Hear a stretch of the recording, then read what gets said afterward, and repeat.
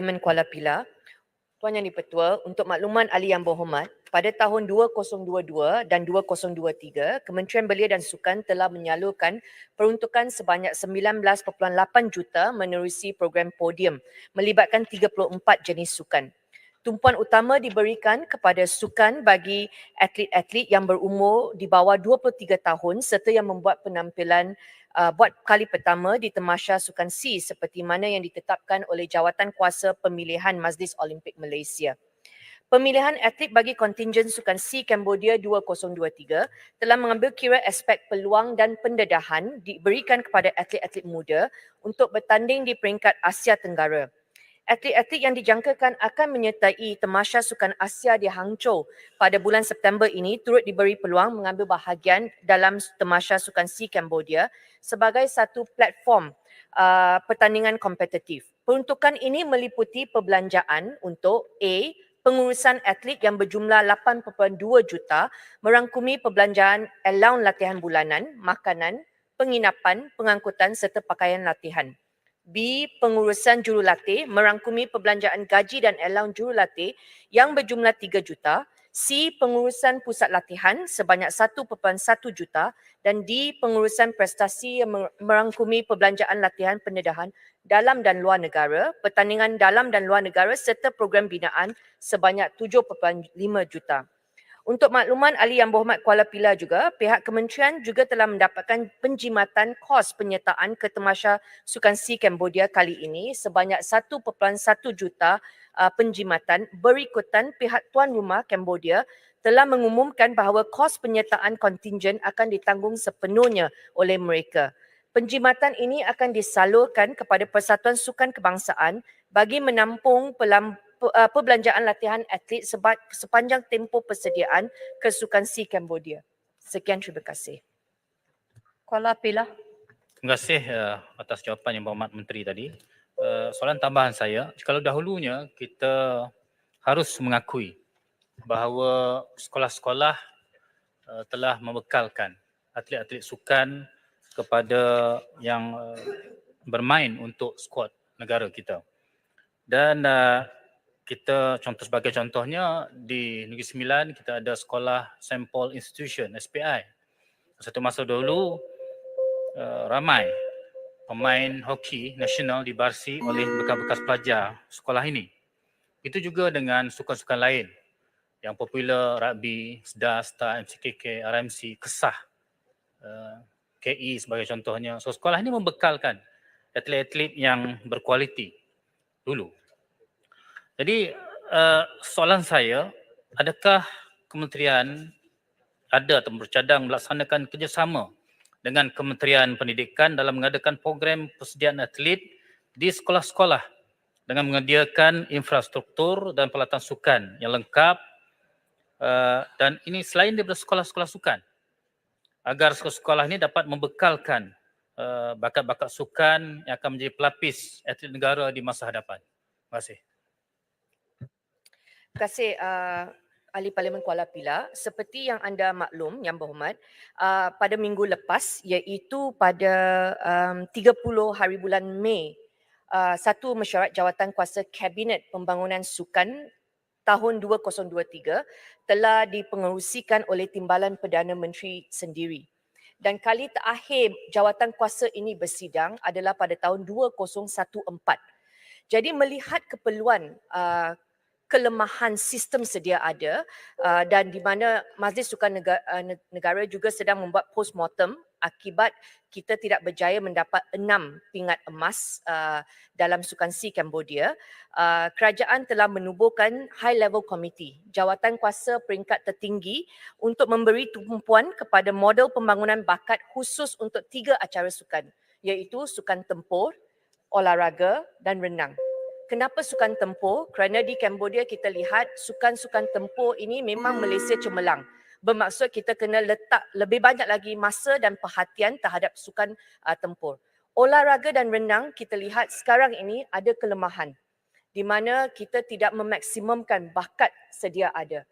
Melihat keperluan ini, jawatan kuasa ini yang telah ditubuhkan akan melibatkan kerjasama langsung pihak KBS Kementerian Pendidikan dan Kementerian Pendidikan Tinggi. Okey, tumpuan diberikan dan semua tiga-tiga menteri ini akan bermesyuarat bersama Timbalan Perdana Menteri esok.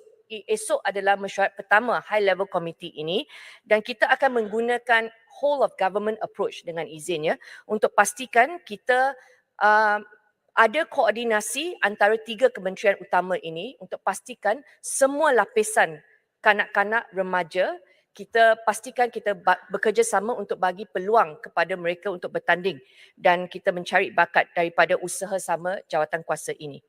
High level committee ini juga akan mencungkil bakat dalam kalangan anggota tentera, polis dan badan penguatkuasa supaya mereka dilibatkan dalam pembangunan sukan negara. Dari aspek peruntukan dana, kementerian juga akan bekerjasama dengan GLC untuk membiayai program sukan yang semakin hari semakin bertambah kos untuk menyediakan atlet kita. Kita nak pastikan dalam sukan SEA di Thailand yang akan datang pada tahun 2025 dan sukan Olimpik juga RTG 2 cycle ini, kita nak pastikan persiapan kita mulakan hari ini. Kita tak nak menunggu lagi. Terima kasih. Intera Makota. Terima kasih Tuan Yang di-Pertua. Terima kasih Yang Berhormat Menteri.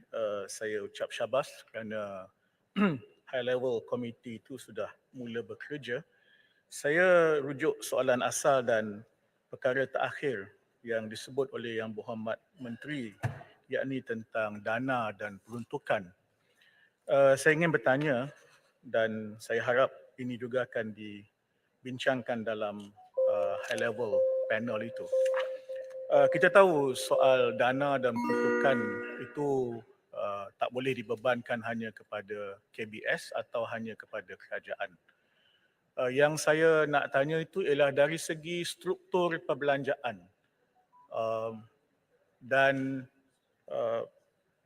pengurusan perbelanjaan dan sejauh mana kerajaan bersedia untuk mengadakan insentif cukai yang lebih dinamik kepada GLC ataupun syarikat swasta atau hatta persatuan-persatuan murid tua yang disebut oleh Kuala Pilah tadi. Mereka mendana sendiri pasukan rugby mereka, pasukan hoki mereka, itu melalui persatuan-persatuan murid tua. Dia tak termasuk dalam radar Kementerian Belia dan Sukan, tapi dia adalah persatuan yang akhirnya melibatkan mencari dana dan sebagainya. Jadi keseluruhan struktur, pengurusan dan insentif cukai yang lebih dinamik. Terima kasih.